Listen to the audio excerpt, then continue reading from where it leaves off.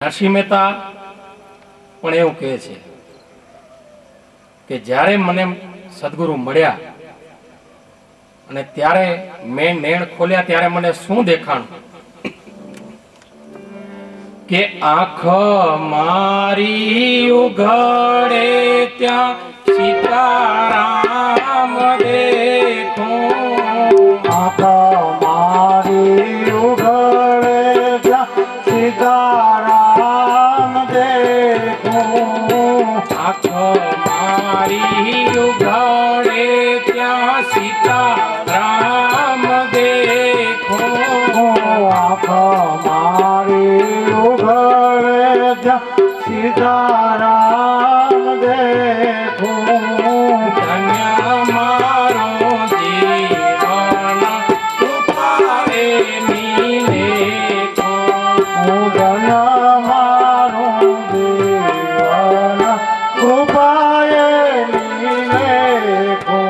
નરસિંહ મહેતા પણ એવું કહે છે કે જ્યારે મેં નેણ ખોલીને જોયા, જ્યારે મને સદગુરુ મળ્યા ત્યારે મને સીતારામ દેખાણા.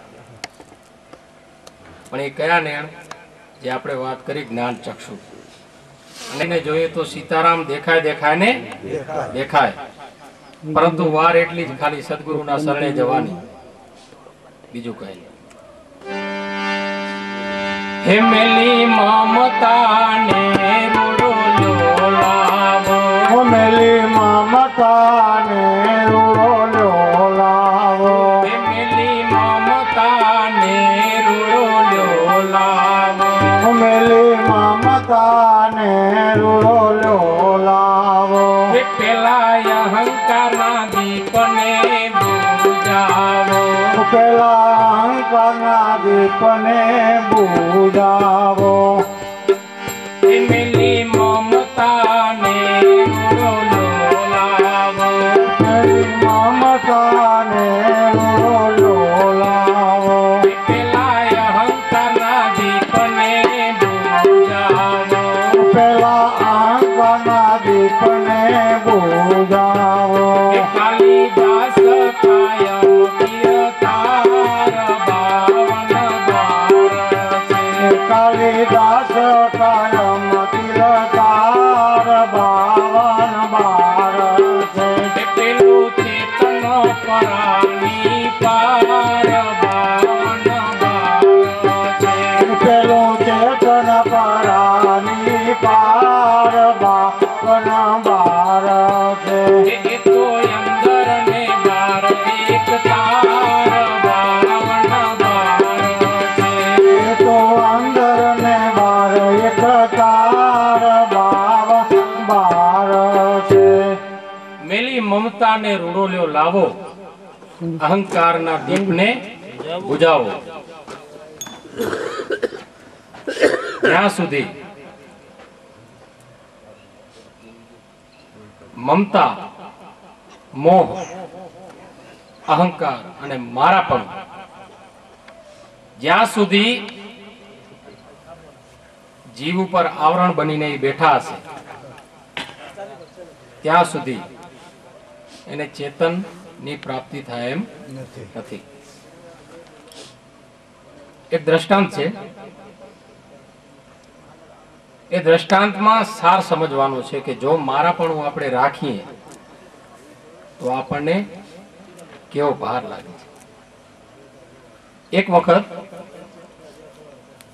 એક ભાઈ નદી કાંઠે જાય છે. ત્યાં નદીમાં પ્રથમ તો એ સ્નાન કરે છે અને સ્નાન કરીને જ્યારે બારે આવે છે અને બારે આવીને પછી એમાંથી એક ગાગર પણ પાણીની ભરી લે છે. અને જ્યારે એક ગાગર ઉપાડે છે અને ઘરે જતા હોય છે ત્યારે રસ્તામાં જે કોઈ આવે એમને કહે છે કે મારાથી અળગારે જો, મારું જળ અભડાઈ જશે. અને શું કીધું? મારું જળ અભડાઈ જશે. અને જ્યારે એ મારું કરી અને ઘર સુધી પહોંચ્યો ત્યાં સુધી તો પરસેવે રેબઝેબ થઈ ગયું. પણ આપણે એ વિચાર કર્યો કે જ્યારે એ સ્નાન કરવા ગયો તો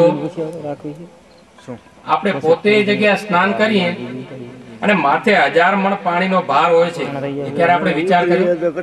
જ્યારે પાણીમાં આપણે ડૂબકી લગાવીએ છીએ ત્યારે આપણા માથે કેટલા હજારો ટન પાણીનો ભાર હોય છે, પણ જ્યારે આપણને પાણીનો ભાર લાગે છે નહીં. શું કામ? કારણ કે એમાં 18 વર્ણના લોકો નાય છે, કોગળા કરે છે અને બધો એનો ઉપયોગ કરે છે, પણ શું નથી? ખાલી એમાં એક મારાપણું નથી કે આ મારું નથી. જો મારાપણું ન હોય તો ભાર ન લાગે. અને ખાલી એક પાણીની નાની માટલી લઈને એમ કહીએ કે આ પાણી મારું છે,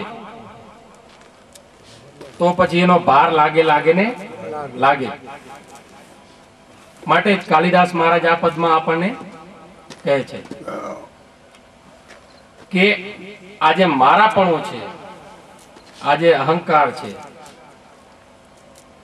એને દૂર કરો તો જ ચેતન તત્વની પ્રાપ્તિ થાય, એના સિવાય થાય તેમ નથી. કાલિદાસ કાયમ કીર્તાર 52 છે. એ તો અંદર ને બાર એક તાર 52 છે.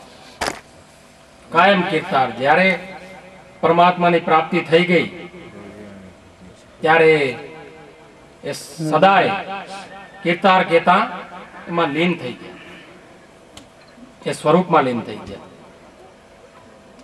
બોલો સદગુરુ મહારાજ કી